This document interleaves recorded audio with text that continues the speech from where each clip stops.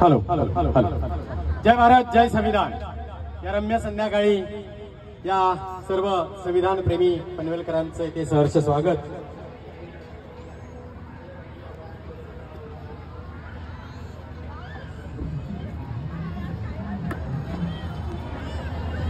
The cultivation of mind is the ultimate goal of human existence, said by विश्वरत्न doctor Babasaheb Ambedkar.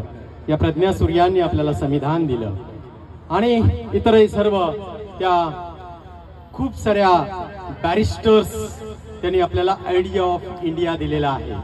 आणि म्हणून ही सगळी विविधता हे आपलं सौंदर्य आहे आणि विषमता हा रोग आहे आणि त्याच्यावर संविधान नावाचं वॅक्सिन आहे. आज इथे सगळे या ठिकाणी जमलेल्यांचं सहर्ष स्वागत करण्यापूर्वी मी आजचे जे आपले प्रमुख वक्ते आहेत डॉक्टर रफिक सय्यद पारनेरकर, पेशंट आणि त्याची नाडी कळते हो डॉक्टरांना, पण समाजाचं स्वास्थ्य आणि त्या समाज स्वास्थ्याची नाडी गवसलेले आपले डॉक्टर रफिक सय्यद. वय वर्ष 70, स्वतःची गाडी, छान क्लिनिक चालू आहे, प्रॅक्टिस चालू आहे. ते सगळं सोडून महाराष्ट्रभर स्वखर्चाने या वयात ते फिरतायत. आणि विषय काय? संत साहित्य. आणि हे संत साहित्याचं कनेक्शन कुठे आहे तर आपल्या या मातीतली जी विरासत आहे, तुकोबांची जी गाथा आहे, ज्याला 5वा वेद म्हटलं जातं, किंवा ज्योतिबांचे जे अखंड आहे की जिथे 97शी सगळं विश्लेषण केलेलं आहे, आणि शिवबांचं आज्ञापत्र, हे सारं काही आपल्या शिदोरीत घेऊन ते महाराष्ट्रभर फिरतायत आणि या मराठी जगताला शान करतायत. त्यांना सांगतायत आपली गंगा जमनी तहजीब काय आहे, आपली विरासत काय आहे. त्या डॉक्टर रफिक सय्यद यांचं पनवेलकर या संविधान प्रेमी सर्वांकडनं मी सहर्ष स्वागत करतो. आणि सुभाष बसवेकर सर आणि भाई अल्लाउद्दीन शेख यांना विनंती करतो की एक आपलं संविधानाचं एक पुस्तक देऊन त्यांचं आपण इथे पनवेलकरांच्या वतीने स्वागत करूया. भाई अल्लाउद्दीन शेख आणि सुभाष बसवेकर सर. सोबत आमचे राजू करंदीकर आलेले आहेत पारनेर.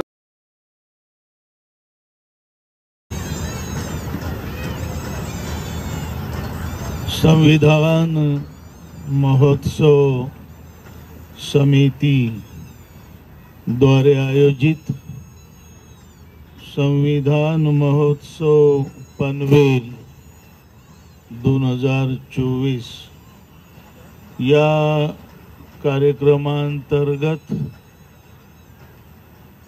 आजचा जो विषय चिंतनासाठी आपण ठेवलेला आहे, भेदाभेद भ्रम अमंगल, याचा आपल्या संविधानाशी, आपल्या भारतीय राज्यघटनेशी अत्यंत घनिष्ठ असा संबंध आहे. आपण सर्व जाणतो की ज्या समितीने अर्थात संविधान महोत्सव समिती पनवेल, यामध्ये सर्व संस्था आहेत, सर्व धर्मीय लोक आहेत. असं म्हणता येईल की आम्ही भारताचे लोक आहेत ज्यांनी या महोत्सवाचं आयोजन केलेलं आहे. सर्व संविधान प्रेमी पनवेलकर असंही म्हणता येईल. आणि विषयाकडे येताना भेदाभेद भ्रम अमंगल हे जे शब्द आहेत, हे तुकोबांच्या जे संत श्रेष्ठ ज्यांना जगद्गुरु म्हणूनही संबोधतात, ते संत तुकाराम महाराज यांच्या अभंगातील चरण आहे. एक ही अभंगाचा तो पूर्ण अभंग असा आहे की विष्णुमय जग वैष्णवांचा धर्म, भेदाभेद भ्रम अमंगल. ऐकाजी तुम्ही भक्त भागवत, कराल ते हित सत्य करा, कोणाही जीवाचा न घडो मत्सर, वर्म सर्वेश्वर पूजनाचे. तुका म्हणे एका देहाचे अवयव, तुका म्हणे एका देहाचे अवयव, सुख दुःख जीवा भोग पावे. खूप सुंदर अशा या चरणाची निवड संयोजकांनी केलेली आहे. तुकोबा मानव जातीला, आम्ही भारताचे लोक आहोत, आम्हा सर्वांना धर्म समजावून सांगत आहेत. आज देवा धर्माकडे लोक जास्त वळलेले दिसत आहेत आपल्याला. पण एक प्रश्न आहे की खरंच धर्म कळलाय का लोकांना, देव कळलाय का लोकांना. आणि तसं जर असेल, जर कळाला असेल धर्म, कळाला असेल देव, तर मग हे जे चित्र आहे भयानक असं समाजामध्ये, धर्माच्या लोकांमध्ये, आम्ही भारतीय लोक, भारताचे लोक विविध धर्मीय आहोत. साऱ्या धर्मांचे 18 पगड जातीचे लोक या देशात आहेत. या सर्व लोकांमध्ये आज जे विष घालवायचं जे चित्र आपल्याला दिसतंय हे काय? संविधानाला जी अपेक्षित समता आहे, बंधुभाव आहे, स्वातंत्र्य आहे, न्याय आहे, तो कुठे आहे? वाट लागलेली समतेची आणि बंधुभावाची नवे वाट लावायचा प्रयत्न करतायत लोक. मला हे अगोदर सांगितलं पाहिजे की संविधान तर नंतरच आहे. भेदाभेद भ्रम अमंगल 400 वर्षांपूर्वी तुकोबांचं म्हणणं आहे. आणि त्यांच्याही पूर्वी कबीरांचं म्हणणं आहे 700 वर्षांपूर्वी. जाति न पूछो साधु की, पूछ लीजियो ज्ञान, मोल करो तलवार का, पड़ी रहन दो म्यान. ज्ञान माणसाचं शील, माणसाचं चारित्र्य, त्याचं ज्ञान पहा, त्याची जात पात बाकी काय पाहायची गरज नाही, हे पाहू नका. आणि उदाहरण तलवारीचं दिलं. ते म्यान महत्वाची नाही, तलवार महत्वाची आहे. ती किती चांगली आहे ती. 700 वर्षांपूर्वी कबीरांचं म्हणणं आहे, साऱ्या संतांचं म्हणणं आहे. 1500 वर्षांपूर्वी पैगंबरांनी म्हटलेलं आहे, कुराणामध्ये आहे, या अय्युहन्नास इन्ना खलकनाकुम मिन जकरिन व उन्सा. अरबीत आहे कुराण. अर्थ हा आहे की लोकांनो, या धरतीवरची ही सारी माणसं, आपल्या या देशातले हे सारे लोक, आम्ही भारताचे लोक, कुराणाचं म्हणणं आहे एकच माय आणि एकाच पित्याची संतती आहे, एकाच जोडप्याची संतती आहे, एक माँ बाप की संतान हो तुम सब. ही भूमिका आहे. तुकोबांनी म्हटलेलं अवघी एकाचीच वीण, तेथे कैचे भिन्न भिन्न. एकच माय तुम्हा सर्वांना व्यालेली आहे. एका मायची लेकर आहात. मग हा श्रेष्ठ आणि हा कनिष्ठ, ये ऊंचा और ये नीचा, ये कैसे, ये क्या पागलपन. माँ बाप एक, एका आई बापाची लेकरं आपापसात कोण असतात हे सांगायची गरज आहे का रे मुली? आपले पप्पा एक आणि आपली मम्मी पण एक असेल तर आपण कोण आहोत? बंधू भगिनी आहोत. हा बंधुत्वाचा संदेश साऱ्या संतांनी दिला, साऱ्या पैगंबरांनी दिला, साऱ्या संतांनी. आणि खरं संत जे आहेत ना, एक महत्वाचं आहे, आपण संतांना, महापुरुषांना, पैगंबरांना जाती धर्माच्या, जातीपातीच्या कप्प्यामध्ये कोंडून टाकलेलं आहे. हे एकदम चुकीचं आहे, हे वास्तव नाही. तुकोबांचंच म्हणणं आहे, जगाच्या कल्याणा संतांच्या विभूती, देह कष्टविती परोपकारे. मग तुकोबा का आता फक्त वारकऱ्यांचे आहेत का? जगाच्या कल्याणाचा जर म्हणणं असेल की जगाच्या कल्याणासाठी आहेत, म्हणजे का फक्त महाराष्ट्राच्या लोकांपुरते आहेत का? जग कशाचं नाव आहे? जगाच्या कल्याण. पैगंबरांच्या बाबतीत कुराणानं म्हटलेलं आहे, रहमते आलम, साऱ्या जगा करता रहमत आहे, कृपा आहे.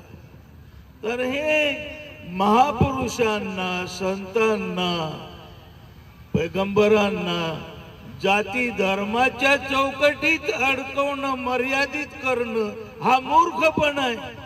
ही जगाच्या कल्याणाकरता आहे. संतांचं म्हणणं आहे, तुकोबांचं म्हणणं आहे, कबीरांचं म्हणणं आहे, पैगंबरांचं म्हणणं आहे. आता विज्ञान युग आहे, विज्ञान युग. विज्ञान आणि तंत्रज्ञानाने हे जग ग्लोबल विलेज मध्ये रूपांतरित झाले, बरोबर ना? जग जवळ आले, बरोबर. माणसं जवळ आलेली आहेत या विज्ञानामुळे. आणि आज विज्ञान युगामध्ये आपण पाहतो, विज्ञानाची भूमिका सांगतोय तुम्हाला, विज्ञानाचं म्हणणं सांगतोय तुकोबांनंतर, पैगंबरांनंतर. आज विज्ञान युगामध्ये आपण प्रॅक्टिकली, प्रत्यक्ष ग्राउंडवर एका मुस्लिम बांधवाचं ब्लड इमर्जन्सी मध्ये एका हिंदू रुग्णाला देतो ना मुली? देतो की नाही? चालतं का रे ते? का खाजव सुटते? रिएक्शन येते का? नाही येत रिएक्शन. याचा काय अर्थ आहे? जर मुस्लिमाचं ब्लड हिंदूला चालतं आणि उलट केलं तर हिंदू बांधवाचं रक्त इमर्जन्सी मध्ये मुस्लिम रुग्णाला जर आपण दिलं हॉस्पिटल मध्ये, तर काय होईल? रिएक्शन येईल का? नाही येणार. चालेल का? नाही. मी म्हणत असतो, चलेगा नाही जनाब, वो दौडेगा दौडेगा. चालणार नाही, पळत ती जीवदान भेटेल. प्रश्न हिंदू मुस्लिमाचा नाही. माळ्याचं रक्त जर मराठ्याला दिलं तर चालेल का? बोल ना, चालेल की नाही? आणि जर दलित बांधवाचं रक्त इमर्जन्सी मध्ये ब्राह्मण रुग्णाला दिलं तर चालेल का? चालेल, दौडेगा. म्हणजे बरं, निव्वळ रक्त नाही. तू हुशार आहेस, तुला माहिती आहे रक्ता व्यतिरिक्त आणखी काय चालतं रे? डोळे चालतात का? मरणोत्तर नेत्रदान ऐकलं ना? लिव्हर ट्रान्सप्लांट, अजून किडनी ट्रान्सप्लांट, अजून हे सगळे अवयव ट्रान्सप्लांट. लिव्हर ट्रान्सप्लांट, लिव्हर चालतं, किडनी चालते, डोळे चालतात, ब्लड चालतं. स्पर्श मात्र चालतो का? स्पर्श नाही, अस्पृश्य. कुठून आलं? काय पागलपण आहे? रक्त चालतं आणि स्पर्श चालत नाही. मी एक प्रत्यक्ष अनुभव माझ्या जीवनातला आमच्या पारनेरचा मुद्दाम सांगेन. आमचे मारुती शेरकर सर, कावरे, राजेंद्र करंदीकर, पारनेरची मंडळी बरीच आहे. लिव्हर सिरोसिस झाला, उपचारच नाही, no treatment except liver transplant. Liver द्यायला कोणी तयार नाही. आणि कुणाचं माहिती आहे पेशंट कोण आहे? क्लास 1 अधिकारी आहे. याच महाराष्ट्रात वय अवघ 37 वर्षांचं आहे, अंथरुणाला खिळलेले आहे. आता मरणाशिवाय दुसरा काही. जिथं जिथं लिव्हर ट्रान्सप्लांटची सर्जरी होते अशा साऱ्या हॉस्पिटल्सला भारतामधल्या नंबर लावून ठेवला. इन केस जर उपलब्ध झालं तर कळवा म्हणून, नाहीतर मरायचं तर राहायचं मरणासच. फॉर्च्युनेटली आता यांचं फॉर्च्युनेट म्हणावं लागेल.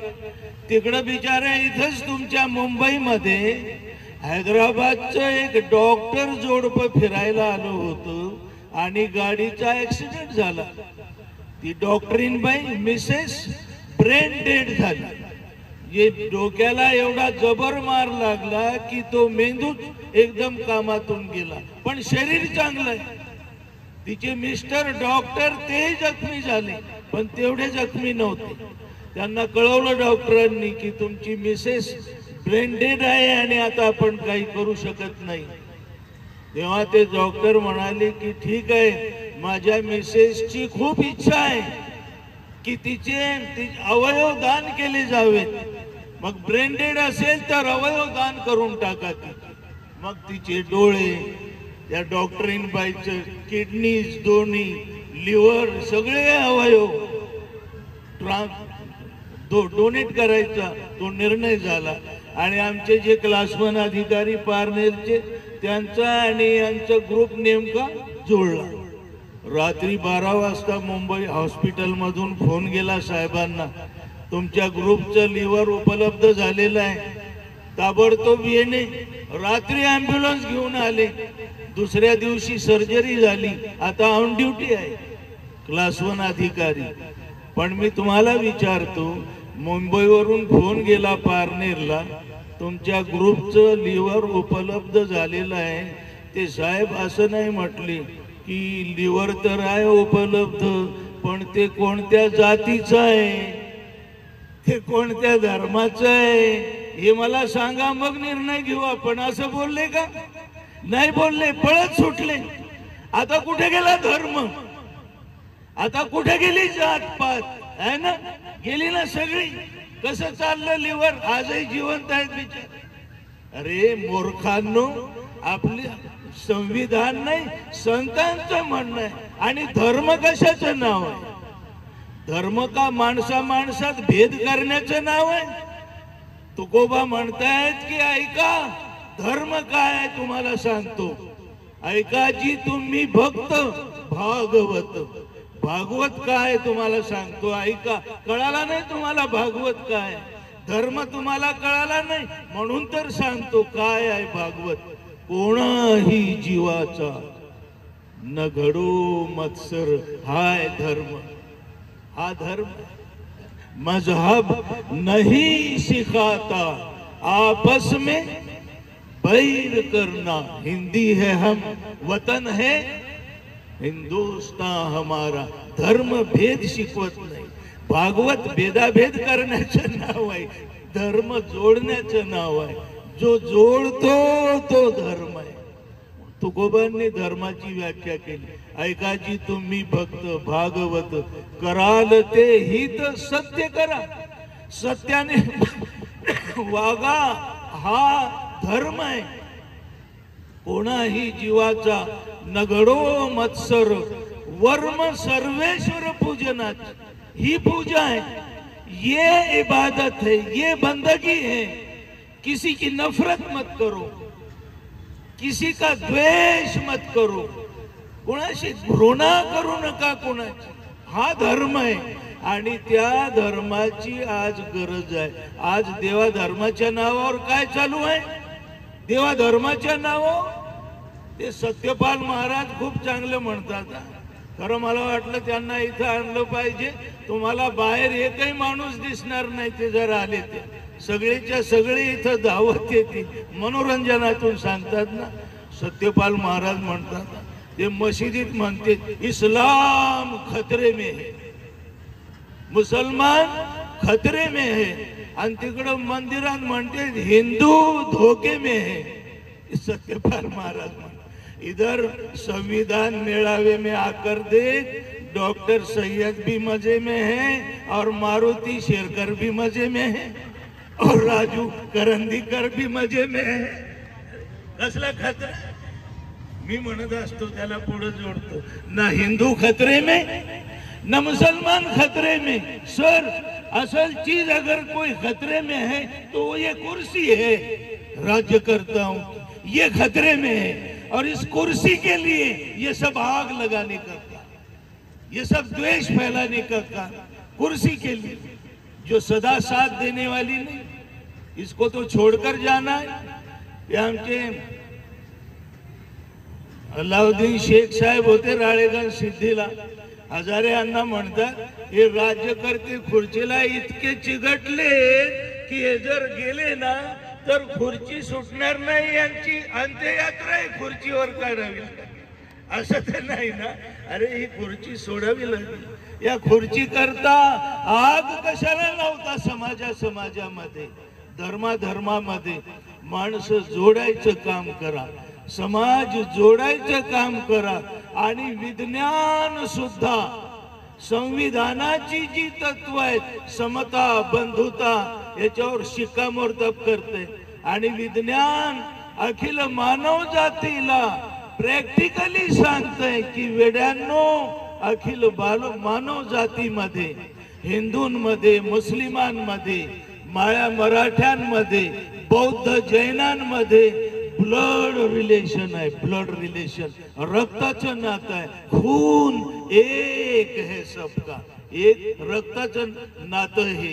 हा संदेश विज्ञानही देतो जो तुकोबांचा आहे, भेदाभेद भ्रम अमंगल। तुकोबांनी अनेक ठिकाणी धर्म सांगितलाय। एका अभंगामध्ये साधूची आणि उपासनेची देवाची व्याख्या करताना तुकोबा म्हणतायत की ते काय ते कोणाही जीवाचा नाही। मी आता मगा बोललो ते जे का रंजले गांजले त्यासी म्हणे जो आपुले, जे रंजले गांजलेले आहेत ना त्यांना जो आपला म्हणतो तोची साधू ओळखावा। तोची षष्टीचा प्रयोग आहे, तुला समजतं ना? तोची म्हटल्यानंतर काय, तो साधू ओळखावा असं म्हणणं आणि तोची साधू ओळखावा असं म्हणणं, काय फरक आहे?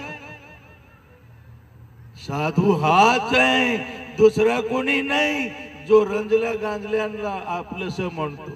तुम्हाला एक घडलेली घटना सांगतो मुद्दाम, बऱ्याच जणांना माहित नसेल, ज्यांना माहित असेल त्यांच्याकरता रिव्हिजन होईल आहे ना।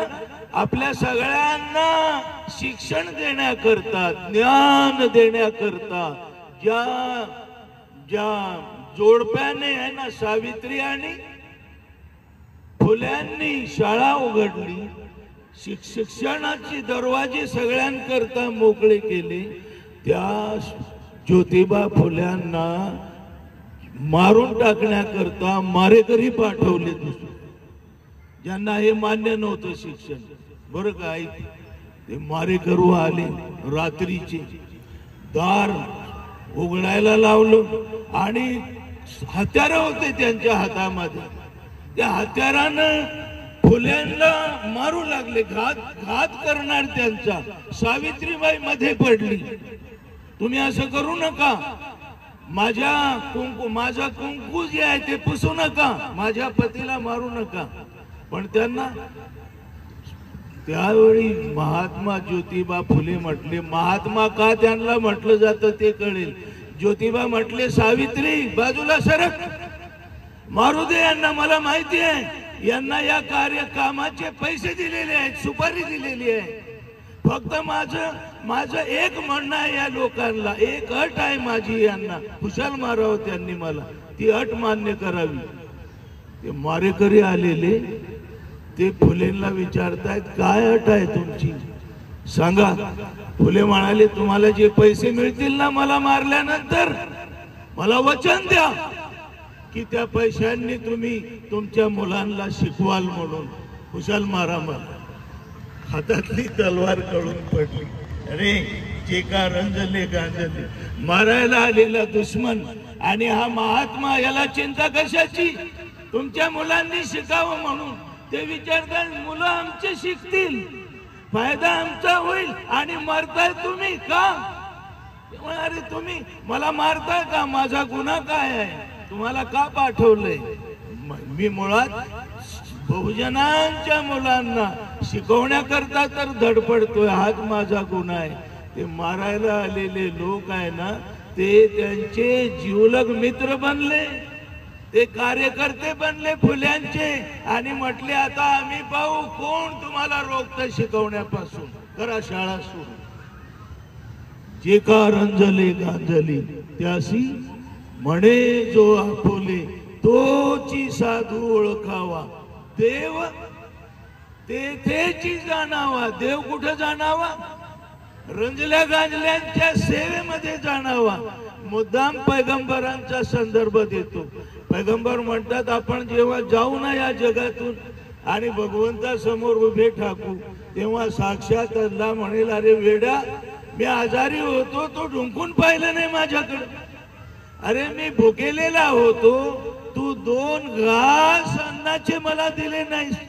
मी तहानलेला होतो, मला तू 2 घोट पाणी दिलं नाहीस. आणि हा शिकलेला आहे, तो भगवंताला म्हणेल काय माझी मजा करता? साऱ्या जगाचं पालन पोषण करणारा तो, पोषितो जगाशी एकला तो. तुकोबांनी म्हटलंय ना, सगळ्यांसाठी पाण्याचं नियोजन करणारा तू आणि तू तहानलेला, तू उपाशी, तू आजारी, हे कसं शक्य आहे?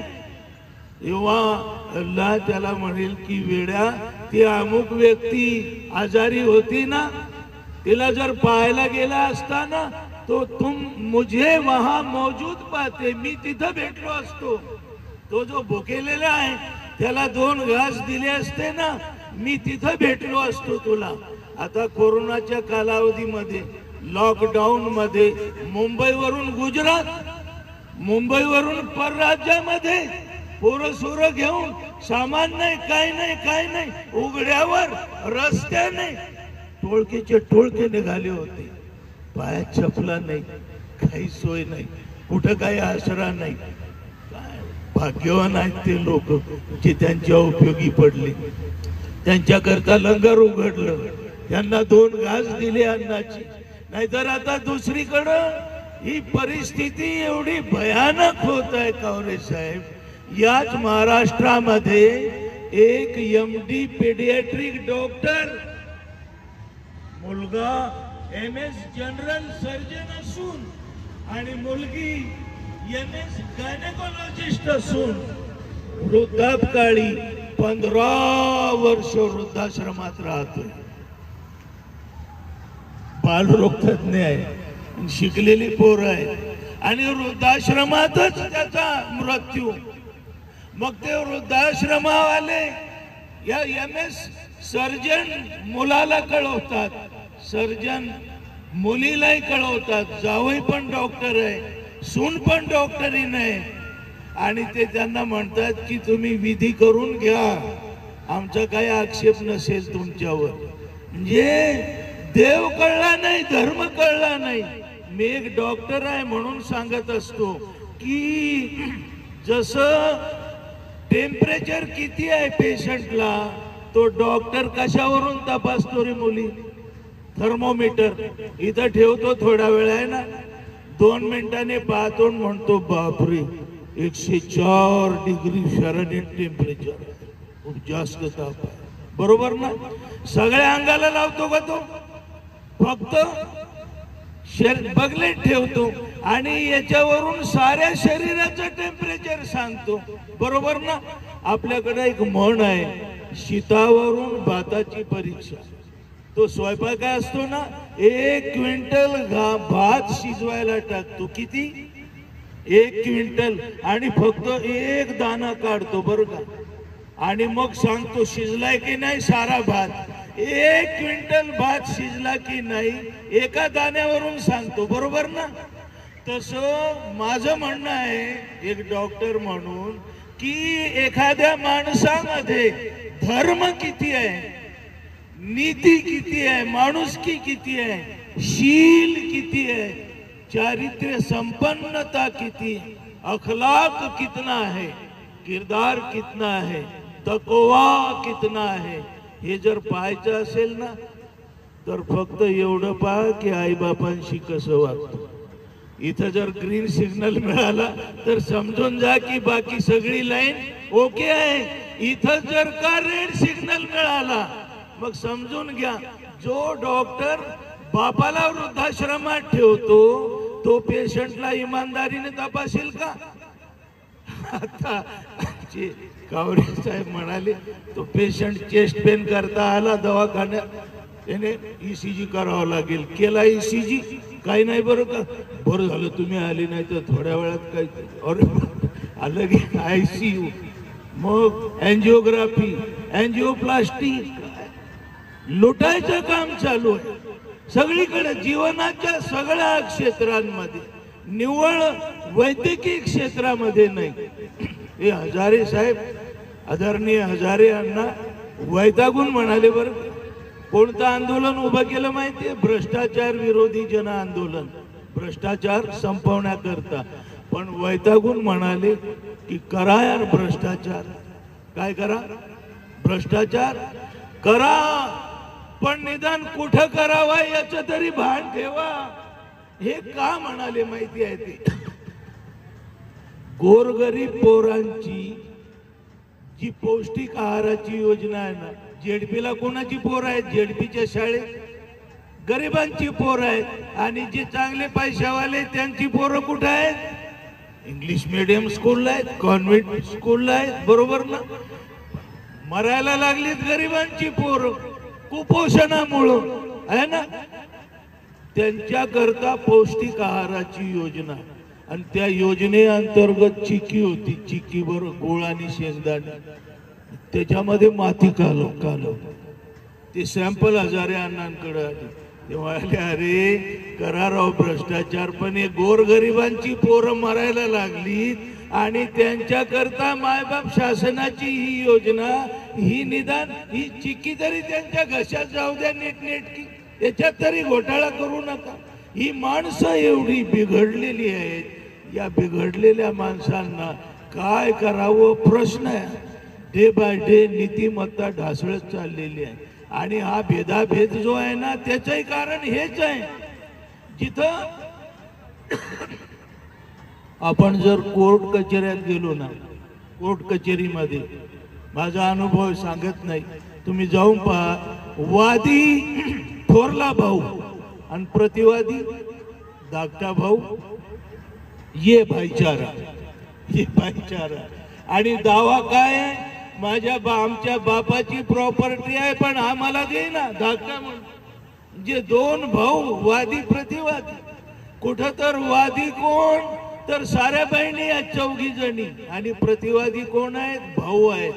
आमच्या बापाच्या प्रॉपर्टीतला आमचा वाटा देईना, आणि याचा कळस आहे, याची हाईट निचांक आहे, निचांक नीतिमत्तेचा. वादी आहेत मायबाप, आणि प्रतिवादी आहेत ज्यांना जन्म दिला ती पोरं, आणि दावा आहे पोटगीचा.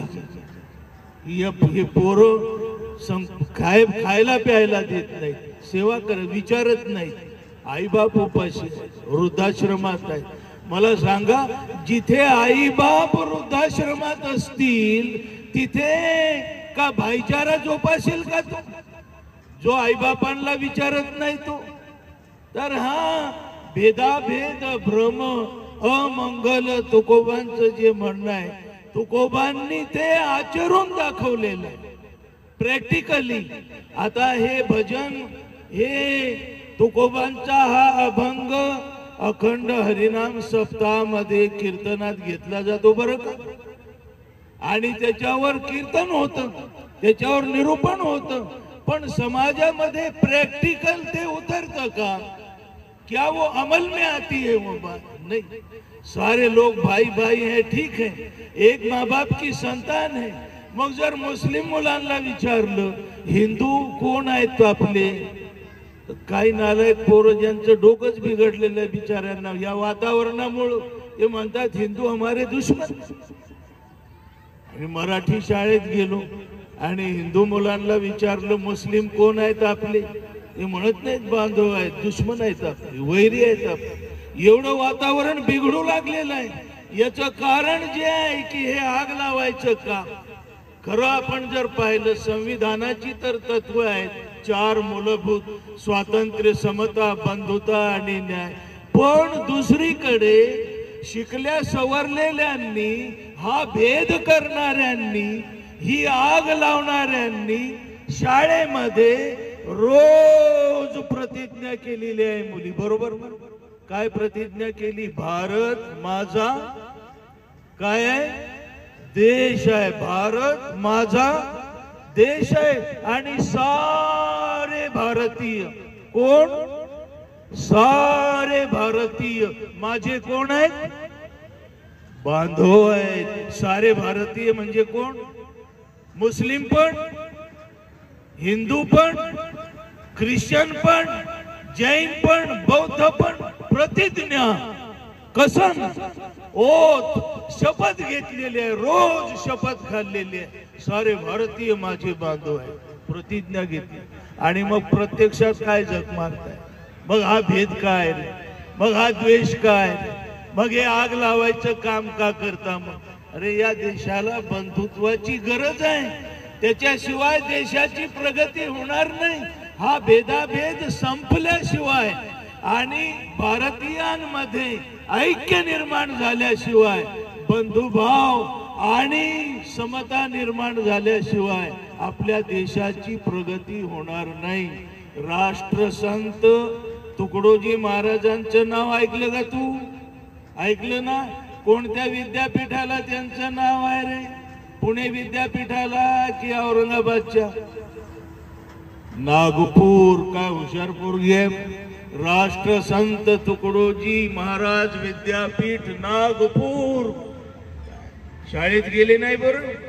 आणि खरं तुमचं हे आज पाहून मला त्यांची आठवण झाली। तुमचं जे हे गाणे वगैरे आणि सुंदर असा डान्स केला राष्ट्रसंत तुकडोजी महाराज, ते खंजिरी वाजवून आणि असं मनोरंजनातून प्रबोधन करायचे, मनोरंजनातून संविधान सांगायचे, समता, बंधुभाव सांगायचे आणि लोक पोरं आवडीनं ऐकायचे। राष्ट्रसंत तुकडोजी महाराज म्हणतायत, या भारतात बंधुभाव नित्य वसू दे, देव रची असा दे। काय वर मागतायत भगवंताला? हे भगवंता माझ्या या देशामध्ये बंधुभाव नित्य वसू दे, सदैव बंधुभाव असू, भेदाभेद नष्ट होऊ दे, आहे ना? हे वर मागतायत। संतांची जी भूमिका आहे ती माणसं जोडण्याची आहे, विज्ञानाची भूमिका माणसं जोडण्याची आहे। आणि खरं तर आपला जन्म जो आहे ना, तो जन्म, हा जन्म माणसं जोडण्याकरता आहे का आग लावण्याकरता आहे रे? माणसं जोडण्याकरता आहे। जीवनाचं सार्थक जे आहे, हे जीवन आहे ना, संतांच्या दृष्टिकोनातून एक एक्झाम आहे। 3 तासांची असते ना परीक्षा। बेल वाजली की बाहेर निघायचं बरोबर, मग रिझल्ट लागतो, पेपर कसा सोडवला, उत्तर बरोबर दिली की चुकीची, बरोबर ना? तसं हे जीवनही एक्झाम आहे आणि ही दुनिया एक्झाम हॉल आहे। एक्झाम रूपी हे जीवन संपलं ना की बेल वाजेल एकदा आणि मग जावं लागेल या एक्झाम हॉल मधून दुनियेरूपी। तुकोबांचं म्हणणं आहे, नाशिवंत देह जाणार सकळ, आयुष्य खातो काळ सावधान। मृत्यू अटळ, काळ्या दगडावरची रेग आहे। मृत्यू फक्त पेशंटला येतो की नाही? डॉक्टरला येतो का? हुशार आहे, डॉक्टरला मृत्यू येत नाही बरोबर ना? पेशंटला येतो, फक्त डॉक्टरला येतो बोल ना. येतो. अरे मृत्यू फक्त गरिबांना येतो, पैशावाल्यांना येतो का? येतो येतो येतो. मृत्यू फक्त म्हाताऱ्यांना येतो, तरुणांना येतो का? येतो. मृत्यू अटळ आहे, सगळ्यांना या जगातून जायचंय. मग आपण आलो कशा करता हे समजलं पाहिजे. संविधानाची जी मूलभूत तत्व आहेत ना, ती जर आपण जगलो ना, त्याच्याच करता आपण आलेलो. हा जन्म, हे जीवनच मुळात त्याच्या करताय. म्हणून तुकोबांचं म्हणणं आहे, आता तरी पुढे हाची उपदेश, नका करू नाश आयुष्याचा. हा जन्म आहे ना, याचं वाटोळ नका करू रे. खूप गोल्डन, हे जीवन अनमोल आहे, अनमोल. जनावरात आणि माणसात फरक आहे की नाही? माणसानं जनावरांसारखं वागावं का? तुला मुद्दाम सांगतो एक घटना, तू हुशार आहेस. गुजरातला भूकंप झाला, लातूर किल्लारीला भूकंप झाला. बरं, गुजरातच्या भूकंपाच्या वेळी एका मेडिकल टीम बरोबर मी गेलो होतो गुजरातला, भुज मध्ये सर. आणि तिथं पाहिलं हजारो आया बहिणी, माणसं मातीच्या ढिगाऱ्यांखाली गाडल्या गेलेली आहेत. कशामुळं? बॉम्बस्फोट झाला म्हणून का? नाही, भूकंप झाला म्हणून. माहिती आहे ना, अर्थक्वेक, भूकंप, खूप सिव्हिअर रिश्टर स्केलचा भूकंप झाला आणि हजारो माणसं जमली होती तिथे. बरोबर, पण सेवा करण्याकरता नाही, दुःखितांचे अश्रू पुसण्याकरता नाही. ही माणसं आया बहिणींची प्रेत मातीच्या ढिगाऱ्यांखालून उकरून काढत होती, सोन्या चांदीच्या दागदागिन्यांकरता. लूट माजली होती ही लूट. आणि हे थोपवण्याकरता कर्फ्यू सदृश्य परिस्थिती निर्माण करावी लागली. मी आता सांगतो की तिथं जाण्यापूर्वी आमच्या गावी एक घटना घडली होती बरं का. एक कावळा उडताना लाईटची तार असते ना, त्या तारेला धडकला. इलेक्ट्रिक शॉक मुळे तो घायाळ झाला, कोसळला जमिनीवर आणि तडफडून एक्सपायर झाला आमच्या घराजवळच. पण काय झालं माहितीये? अरे क्षणार्धात शेकडो कावळे जमले, शेकडो. आणि त्या कावळ्यांनी ओरडून ओरडून असा काहूर केला की आम्ही सगळे घरातले छोटे मोठे पाहायला आलो काय झालंय. चित्र काय लक्षात ठेव, एक कावळा, एक आपला सखा मरून पडलेला आहे, त्याच्यावर ओढवलेल्या अकस्मात संकटामुळं, आणि त्याचे शेकडो बांधव जमलेले आहेत त्याच्या दुःखात सहभागी होण्याकरता. इकडं हजारो माणसं मातीच्या ढिगाऱ्यांखाली गाडून पडलेली आहेत, मरून पडलेली आहेत. हजारो माणसं जमलेली आहेत, पण रडण्याकरता नाही, अश्रू पुसण्याकरता नाही, सोन्या चांदीचे दागदागिने लुटण्याकरता. तुला प्रश्न आहे, सांग श्रेष्ठ कोण, कावळे का माणसं? कोण श्रेष्ठ? अरे विज्ञानाचं म्हणणं आहे माणूस श्रेष्ठ आहे, पण त्याच्यात जर माणुसकी नसेल, त्याच्यात जर नीतिमत्ता नसेल, तो जर इतका नीच, म्हणजे एखादं जनावर मरून पडलं ना गावात, त्याला बाहेर नेऊन टाकतात गावाच्या, रोगराई पसरू नये म्हणून. आणि मग काय होतं माहितीये? लांडगे, गिधाड, कुत्रे, कावळे तुटून पडतात त्याच्या डेड बॉडीवर, त्याचे लोचके तोडण्याकरता. हे मानवरूपी गिधाड होते, ही मानवरूपी कुत्रे होते, पशु, जी त्या सोन्या चांदीच्या दागदागिन्यांचे लोचके तोडण्याकरता त्या डेड बॉडीच्या शरीरावरची तुटून पडली होती. नीच माणसात माणुसकी खूप महत्वाची आहे. हे चित्र तिथं पाहिलं मी, मग प्रश्न पडला श्रेष्ठ कुणाला म्हणावं. आणि तू म्हटली तसं निश्चितच कावळे श्रेष्ठ आहेत, कारण चित्र आपल्याला सांगतंय आज माणसं, तुला सांगायला सुद्धा मला शरम वाटते, कलंक आहे मानव जातीला, भारतवर्षाला. मणिपूर मध्ये शेकडो माणसं एका तरुणीला, एका भगिनीला नग्न धिंड काढून, अन्याय अत्याचार करून मारून टाकतायत. माणसं, जनावर असं करत नाही. कुठं चाललाय देश, कुठं चाललाय समाज? अशा प्रसंगी निश्चितपणे संतांची गरज आहे. मी अधिक वेळ घेणार नाही आपला, मला असं वाटतं एक डॉक्टर म्हणून कावरे साहेब की आपल्याकडं कोरोनाचं पण वॅक्सिन काढलं त्याने, किती उपयोग झाला भाग वेगळा. पोलिओचं वॅक्सिन आहे, कुत्रं जर डसलं पिसाळलेलं तर इंजेक्शन आहे का रे? आहे, शाबास. अँटी रेबीज वॅक्सिन आहे त्याला म्हणतात, लक्षात ठेव. ARV सर्पदंश झाला, इंजेक्शन आहे का? आहे. Anti snake venom. तसं मला वाटतं एखादं इंजेक्शन, एखादी लस 2 थेंब अशी शोधून काढावेत पोलिओ सारखे, जन्मल्याबरोबर दिली ना प्रत्येक भारतीयाला, मरेपर्यंत त्यानं भेदाभेद करू नये, मरेपर्यंत त्यानं घोटाळे करू नये, बेईमानी करू नये. आणि स्वातंत्र्याची जी मूलभूत तत्व आहेत आपल्या संविधानाची, स्वातंत्र्य आहे, समता आहे, बंधुता आहे, न्याय आहे, नीती आहे, त्याला धरून वागावं. पण असं वॅक्सिन नाही, असं इंजेक्शन नाही, असा संदेश जरूर आहे. आणि तो संतांचा संदेश आहे, तो पैगंबरांचा संदेश आहे, माणसाला माणूस बनवणारा. त्याचंही अध्ययन आपण केलं पाहिजे, आहे ना. आता काय आपलं शिक्षण एकांगी झालं, एकीकडेच चाललेलं आहे. मला सांग, हे अब्जावधीचे घोटाळे करणारे लोक शिकलेले आहेत का अडाणी आहेत रे? सांग बरं, तू लहान आहे. सुशिक्षित आहेत का अशिक्षित आहेत? शिकलेले का बिगर शिकलेले? बोल. शिकलेले आहे. मग फुलेंनी जो शिक्षणाचा आग्रह धरला, विद्येविना मती गेली, मतीविना नीती गेली, नीतीविना गती गेली, गतीविना वित्त गेले, वित्ताविना शूद्र खचली. इतके अनर्थ एका अविद्येने केले. मग असं शिकून घोटाळे करा, ही भूमिका होती का या महापुरुषांची?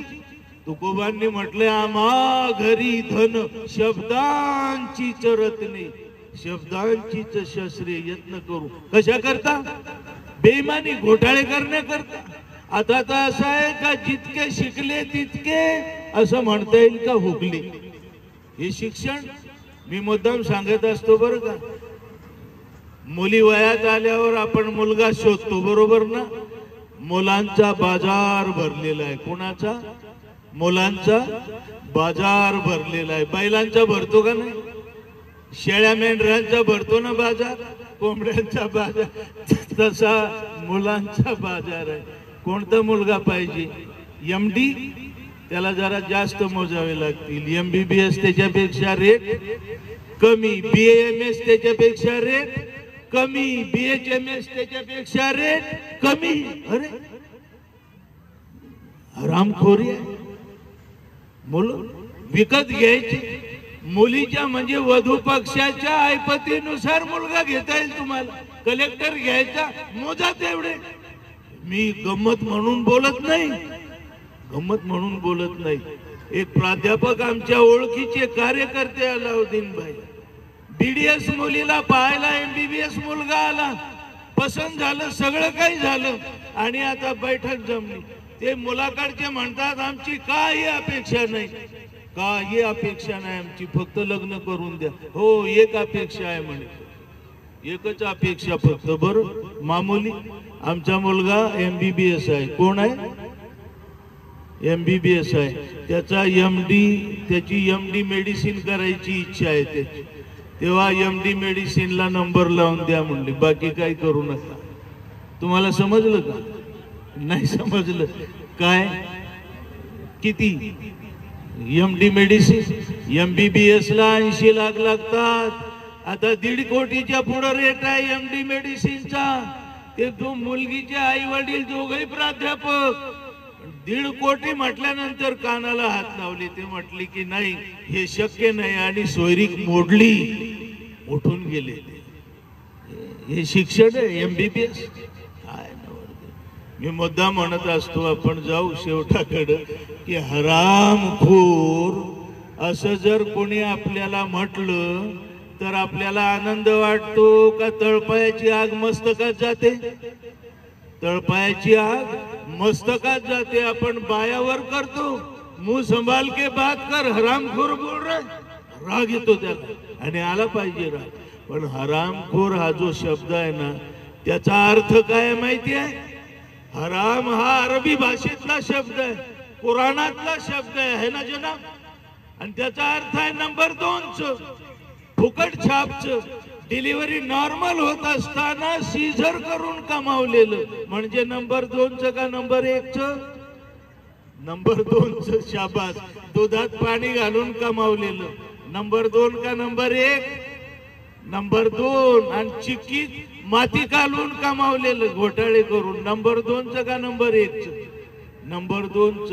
आणि त्या नवरीच्या बापाकडून फुकट छाप मध्ये लग्नाच्या वेळी लाखो रुपयांचा हुंडा, 2-4 ट्रक भरून सामान, एसी गाडी सगळं आहे ना, सोनं नाणं, हे नंबर 2च का नंबर 1च? शाबास, नंबर 2च. आता समजलं हरामाचं म्हणजे काय. नंबर 2च अरबी भाषेतला शब्द आहे. आणि खोर म्हणजे खाणारा, पर्शियन शब्द आहे. हरामखोर म्हणजे नंबर 2च खाणारा. समजलं ना. मग हुंडा नंबर 1चा का नंबर 2चा? नंबर 2चा. मग तो घेणारा आणि तो खाणारा नवरदेव कोण? कोण बोल ना. आज तो घेणारा आणि तो खाणारा सासरा कोण? आणि ती सासूबाई कोण? बोला. आपली मुलगी असल्यावर वाईट वाटतं आपल्याला, पण आपला मुलगा असल्यावर घ्यायला मग बरोबर चुकीचं आहे, चुकीचं आहे, हरामखोरी आहे. अरे सेक्स डिटर्मिनेशन टेस्ट करायची वेळ काय?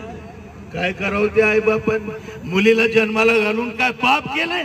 शिकवायचं, BDS करायचं आणि वयात आल्यावर मुलगा शोधताना पुन्हा कोट्यवधी रुपये मोजायचे. हा कुठला न्याय आहे? चुकीचं आहे. हे बंद केलं पाहिजे. आणि संतांची जी शिकवण आहे खरी ती माणसाला एक आदर्श बनवणारी आहे, चारित्र्य संपन्न बनवणारी आहे.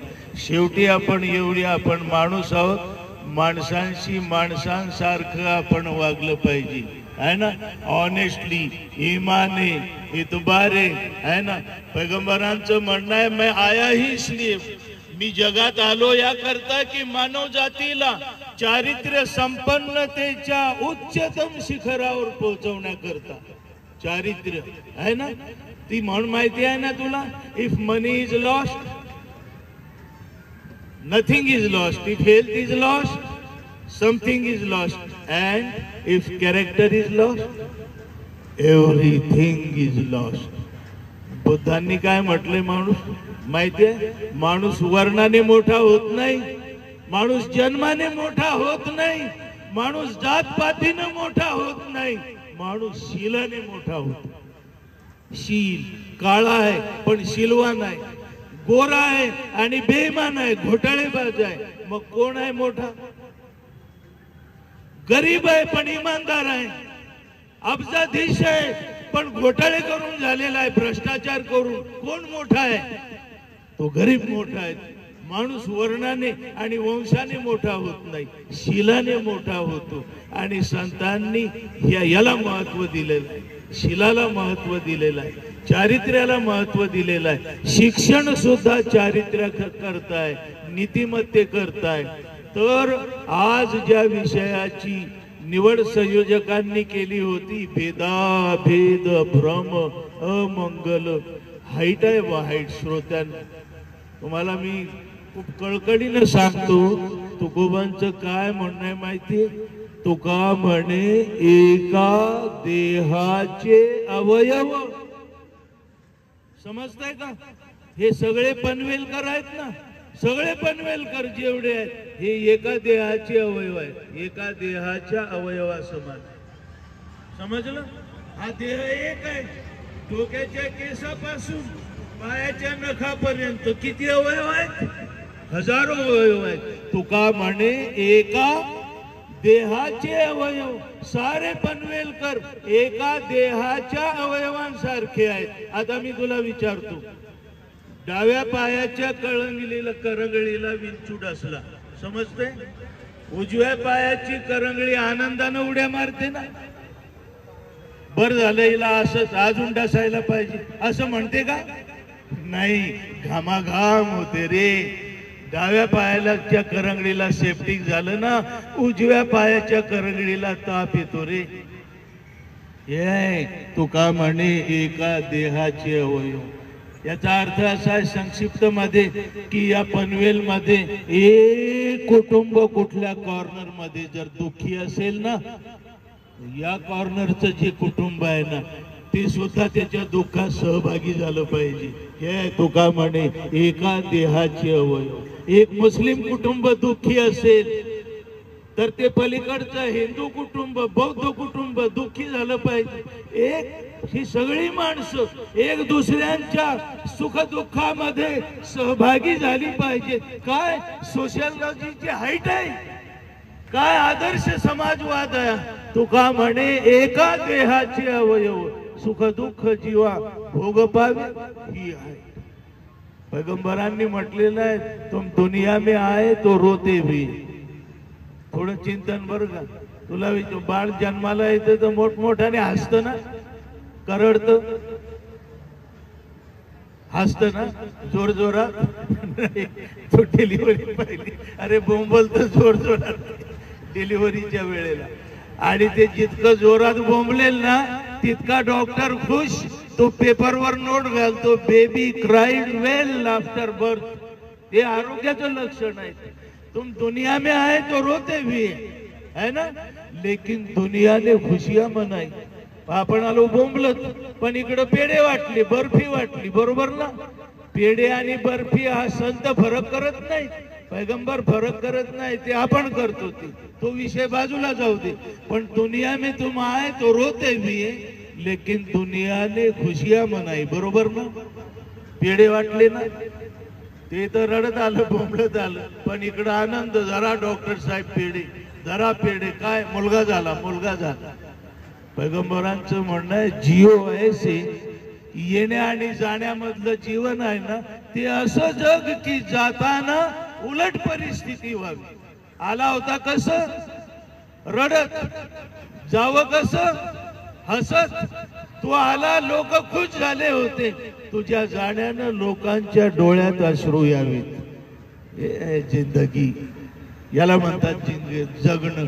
आणि मी आता असं म्हणत असतो की एखाद्या गल्लीमध्ये, एखाद्या वार्डमध्ये एका मुस्लिमाची अंत्ययात्रा निघाली तर तिथल्या हिंदू, ख्रिश्चन, जैन, बौद्ध या साऱ्या बांधवांच्या, भगिनींच्या डोळ्यात अश्रू आले पाहिजेत. त्याला म्हणावं जिंदगी. ये आहे मुस्लिम की जिंदगी. आणि एका हिंदूच्या जाण्यानं तिथल्या मुस्लिमांच्या डोळ्यात अश्रू यावेत की काय माणूस होता, काय माणूस होता आदर्श. हा या जीवनाचं सार्थक हे आहे. असं जगण्याची सद्बुद्धी आपल्या सर्वांना लाभावी अशी एक प्रार्थना करतो. आणि उगाच कुणाच्या डोळ्यात कुणाकरता अश्रू येत नाही, त्याच्याकरता झिजावं लागतं. हे बाप MD पेडियाट्रिक बाप वृद्धाश्रमात एक्सपायर झाला असेल, त्या बापाच्या हयातीत जर हे MS पोरग गेलं तर बाप तरी रडेल का? तो नाही रडणार. तो म्हणाल हे कार्ट. मला बरेच पेशंट सर मी असे पाहिले म्हातारे, त्यांना विचारलं आजी कस काय आहे, ते म्हणतात बाहेरून आपल्याला वाटतो काय बेस्ट कुटुंब आहे, पोरग हायफाय जॉबला आहे, परदेशात आहे, AC बंगल्यामध्ये राहत असत. पण ते म्हातारे म्हणतात डॉक्टर साहेब काय कशाला विचारता, झाकली मूठ 1.25 लाखाची परिस्थिती आहे. तर हे चित्र बदललं पाहिजे आहे ना. जीवन त्याचं मर्म जीवन जगण्याचं. आणि माणसाने माणसाशी माणसासारखं जगावं. शेवटी पुन्हा तुकडोजी महाराजांच्याच शब्दात पहा, माणूस द्या मज माणूस द्या, ही भीक मागता प्रभू दिसला. पहा हे कीर्तन तुकडोजी महाराजांचं. प्रभू ते म्हणतायत भीक मागताना दिसला मला. आणि काय मागत होता भीक? माणूस द्या मज माणूस द्या. समजतंय ना. मग ही कोण आहेत? माणसं नाहीत का? ही गुजरात मध्ये जमलेली जी आहेत सगळी, ही मुर्दे उकरून काढणारी, सोन्या चांदीच्या दागदागिन्यांकरता माणसं आहेत का जनावर आहे? माणूस म्हणणार त्यांना? हा ते म्हणणं आहे तुकडोजींचं, माणूस द्या मज माणूस द्या ही भीक मागता प्रभू दिसला, लोक दर्शनासाठी जाती देव दिसावा म्हणून या. जातो ना आपण दर्शनाला, देवळात जातो, मशिदीत जातो ना, कशा करता? कुणाच्या शोधात? देवाच्या शोधात. बरोबर पंढरपूरला जातो आहे ना, चर्च मध्ये जातो, लोक दर्शनासाठी जाती देव दिसावा म्हणून या, आणि देव म्हणे मज माणूस न दिसी. अजब तमाशा हा असला. काय तमाशा आहे माहिती? माणूस कोणाच्या शोधात? देवाच्या, त्याला देव भेटेना. आणि देव कोणाच्या शोधात? माणसाच्या, त्याला माणूस भेटेना. माणसाची देवाशी गाठ पडेना आणि देवाची माणसाशी गाठ पडेना. अजब तमाशा हा असला. तेव्हा वेड्यांनो, माणूस व्हा, माणूस. त्याची अपेक्षा आहे त्याला. माणूस व्हा, माणसांशी माणसासारखं जगणारा माणूस, आईबापांशी माणसासारखं जगणारा, भावा बहिणींशी, शेजाऱ्या पाजाऱ्यांशी. आणि हे आहे आपलं संविधान. स्वातंत्र्य, समता, बंधुता आणि न्याय. समता याचं नाव आहे. समता आग लावण्याचं नाव नाही, द्वेष करण्याचं नाव नाही, है ना. संयोजकांनी संधी दिली त्याबद्दल त्यांचे आपणा सर्वांचे मनपूर्वक आभार मानून इथे थांबतो. धन्यवाद. धन्यवाद डॉक्टर साहब. पड़ोस में कोई भूखा है, शायद इसीलिए मेरे गले से निवाला नहीं उतर रहा है, असं निदा फाजली म्हटलात. आणि माणूस चंद्रावर गेला, पण समोरच्याच्या दारात आणखी कोणी शेजारी मरून पडलाय का काय जिवंत आहे त्याला पाहायला वेळ नाहीये. ही आपली ज्ञान, विज्ञान आणि तंत्रज्ञानाची क्रांती आहे. तर आपण माणूस बनूया. जरी अनेक आपुले धर्म, जरी अनेक आपुल्या जाती, परी अभंग असू द्या आपली सदैव आपली माणुसकीची नाती, माणुसकीची नाती. आणि हाच सांगावा आपल्या संविधानाचा आहे. हा सांगावा घेऊन डॉक्टर रफिक साहेब पारनेरवरून इथे आले. त्यांना मी या पनवेलकर, आपले सर्व संविधान प्रेमी पनवेलकरांच्या वतीने तहे दिल से त्यांना शुक्रिया अदा करता हूं, धन्यवाद देतो. आणि हा कार्यक्रम इथे संपला असं जाहीर करतो. धन्यवाद.